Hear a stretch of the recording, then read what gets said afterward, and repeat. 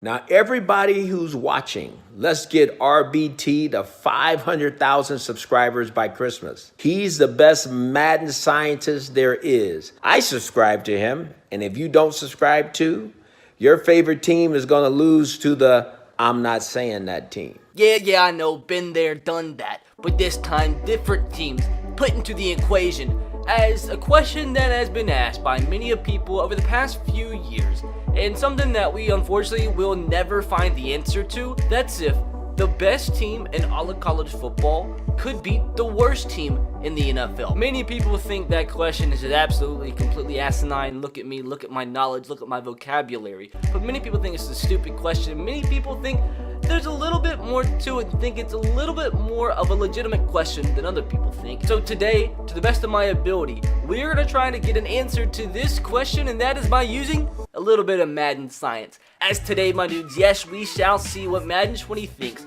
We'll see if Madden 20 thinks the best team in all of college football could beat the worst team in the NFL.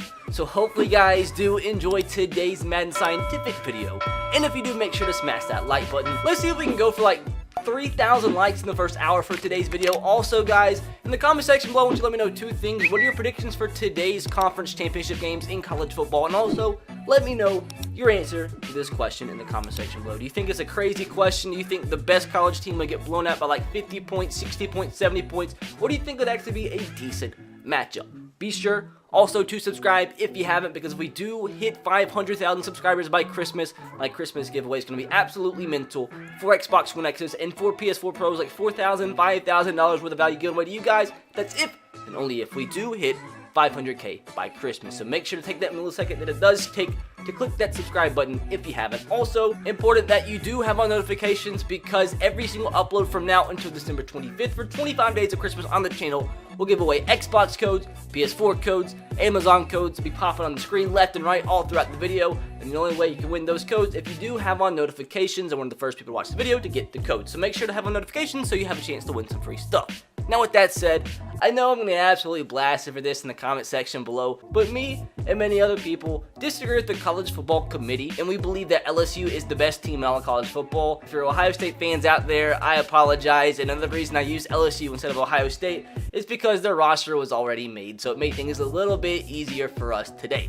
And although the Bengals did beat the Jets last week, the Bengals still the only team in the NFL that only has one win, so they're going to be the team that we do use today. They're technically still the worst team in the league. They're going to have the number one overall draft pick unless something crazy happens. So today's matchup will feature the LSU Tigers and the Cincinnati Bengals. Now, first bit of business we do have to do is go over the LSU roster. They're going to be represented by the Minnesota Vikings because they have the same exact colors as LSU. And this is always where the debacle comes in, the ratings. I try my best to rate these players based on what they would be rated as a rookie once they get into the league. And since they're not quite there yet, I take that rating where I think they would be rated in Madden and then minus it a few because they're not there yet. So I know it's difficult and it's an impossible task to accurately rate a college player in a Madden game, but I try my absolute best. So let's go over these ratings. If you disagree with any of them, let me know in the comment section below. If you agree with them, let me know. Let me know. I should be a Madden ratings adjuster myself. But first bit of business, of course, who's going to be the undoubted Heisman winner, Joe Burrow? I've never seen a quarterback go from as average as he was last year to as deadly as he was this year. I think he's for sure going to be the number one overall draft pick. And normally the number one overall pick, their quarterback, are rated about 75 to like the 78, 79 overall ratings. I think Kyler Murray was like a 75. So I think 76 is an accurate rating for Mr. Joe Burrow. Now at the running back position, Mr. Clyde Edwards-Helaire. Hopefully I said his name right. If I mispronounced anybody's name, just call me a moron. At the wide receiver position, it's a very talented group. Justin Jefferson at a 72, Jamar Chase at a 71, Terrence Marshall at a 70, and D. Anderson at a 68. Now the tight end position, they have two extremely good ones, Stephen Sullivan and Thaddeus Moss at 71. If I'm not mistaken, I think this guy is in fact Randy Moss's nephew, I believe. So that's a nice little connection there. Now the offensive line extremely good here at LSU.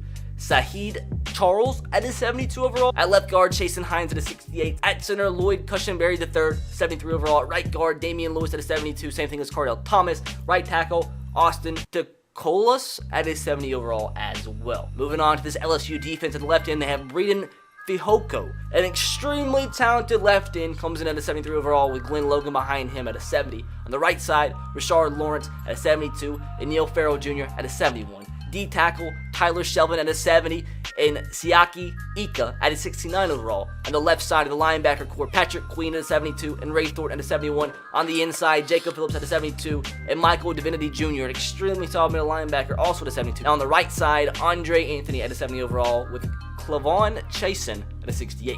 Now in the secondary, Christian Fulton's going to be an absolute monster, probably a first-round draft pick. He comes in as I think the third highest rated player on the entire team at a 75 overall, Kerry Vincent at a 73, and Manny Netherly at a 71. Now the free safety position, this guy is probably going to be a top 10 pick. Grant Delpit, the highest overall player on the entire team. And normally, like, the best overall players that, like, EA thinks is the best rookies incoming are normally around, like, the 80, 81, 82 mark. And I would not be surprised if Grant Delpit is going to be one of the highest rated rookies going into Madden 21. So I have him at a 79. Strong safety, Eric Monroe at a 71. Their kicker, Cade York at a 73. Their punter, Zach Von Rosenberg at a 73. Now, with that said, my dudes, time now to put this scientific research into action.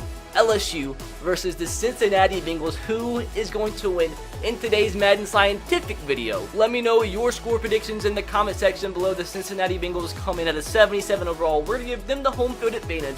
And then on the flip side, the LSU Tigers being represented by the Minnesota Vikings, they are going to come in, I think, at a 70 overall. They are a 70 overall. So obviously, the NFL team, although be it the worst NFL team out there, is 7 overall higher than the best college team at a 70 overall.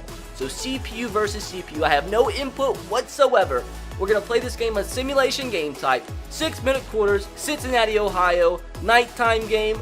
Let's see if LSU can do an absolute madness and beat an NFL team. Strap your nipples tighter onto your chest, my dudes, as we get ready for an absolute barn burner today. As the Bengals start with the football around midfield, 3rd down and 4, a dime across the field. Tyler Eifert, the veteran tight end, with the first down. We know the Bengals might be bad, but are they bad enough to actually lose to a college team? 3rd down and 3 once again for the Bengals, and Andy Dalton, time in the pocket. He throws a dart on the dig route. Tyler Boyd with the reception. Andy Dalton yet with an incompletion. It's Andy freaking Dalton though, so you just wonder how long it's actually going to last. 3rd down and 1 now from the 8-yard line. Enough time in the pocket to read a book of haikus to a pack of diabetic hyenas. As another laser. He's like the Terminator out here, Andy Dalton. The pass was thrown to Tyler Boyd, his second big reception on the drive, as the Bengals do take a 7-0 lead. As now it's time for Joseph Burrow. 3rd down and 4. As he throws it to the outside, just shy of the first down marker, as it is going to force LSU to a punt, as no score in the first drive for Joe Burrow and the Tigers. Androth Dalton and the Bengals again with the ball on a 3rd down and 4. Another conversion, little drag route. I think that was the Tyler Boyd or no, that was actually Mr. Tate with the first down reception. 3rd and inches, they keep it going. Another conversion. As unfortunately I walked away as this was recording CPU versus CPU. And apparently when my controller died, it didn't pause the gameplay, it kept recording. But long story short, they ended up actually kicking a field goal that drive, and that's the only time that happens in today's gameplay. As it's now time for LSU and Joseph Burrow to try and finally get some points on the board. 2nd and 10, a laser thrown via the Joseph man. They actually get an extra 15 yards tacked onto the end of the play. A face mask called against the Bengals, which gives LSU pretty good field position, but they screwed it over here. Now a 3rd down and long. Joseph jiggling in the pocket. A little outside route to number 2. Gonna be shy of the first down marker as LSU looks to kick an extremely long field goal from the 28, 4th and 3, and it is going to be good. The invisible referee says it's good as the LSU Tigers finally get out on the board, as it's now a 10-3 ball game. You would think the Bengals would just run the clock out, right? No, they have the Andy man, the handy Andy man, 1st down and much more. A big play down the field to Mr. number 18 Tate, as business is booming for the Bengals as they elect to try to get those 3 points back here. Another long field goal, and once again the invisible referees say it is good as they get the field goal back. 13-3 ball game heading into halftime. Now, skipping halfway into the 3rd quarter, 3rd down and 11 from LSU, Mr. Joseph. A ton of time in the pocket, and he is going to find an open receiver for the first down into plus territory, specifically at the 27, now the 29-yard line. Another 3rd down and long. Can Joseph do it once again here? He's going to throw a little out route about 7 yards down the field, as they are not going to pick up the first down and once again elect for a field goal. But if they do make this, it's only going to be a touchdown game, so they're still definitely in this game, and that's if they do make this field goal. What is the invisible ref going to say? They're going to say it was good. It's going to be 13-6, as LSU still has himself a fighting chance, but midfield field position here for Androff, as he's going to throw another laser out here performing a dubstep concert, as it is a first down in the plus territory. Now on the outskirts of the red zone, first down and 10, play action pass, Andy Dalton shaking and thrusting those hips in the pocket. Enough time here to lasso an Alaskan bullworm, and before the bullworm gets him, he throws a dart. That's going to be a first down to the 4-yard line. That's actually AJ Green with the reception. First and goal from the 4, handoff, Joseph Mixon.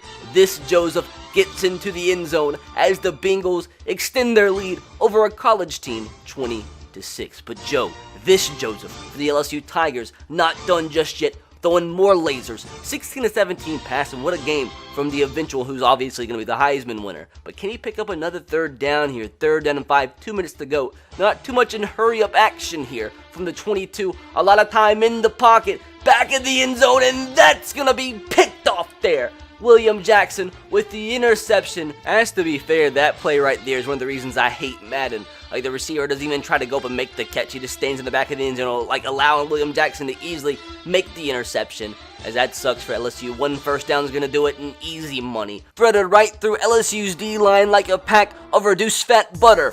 As yes, my young lads, yes, my young Padawans, no interesting result here today, as the Bengals, the worst team in the NFL record-wise, do get a big 2-touchdown win against the best team in college football, the LSU Tigers, 20-16.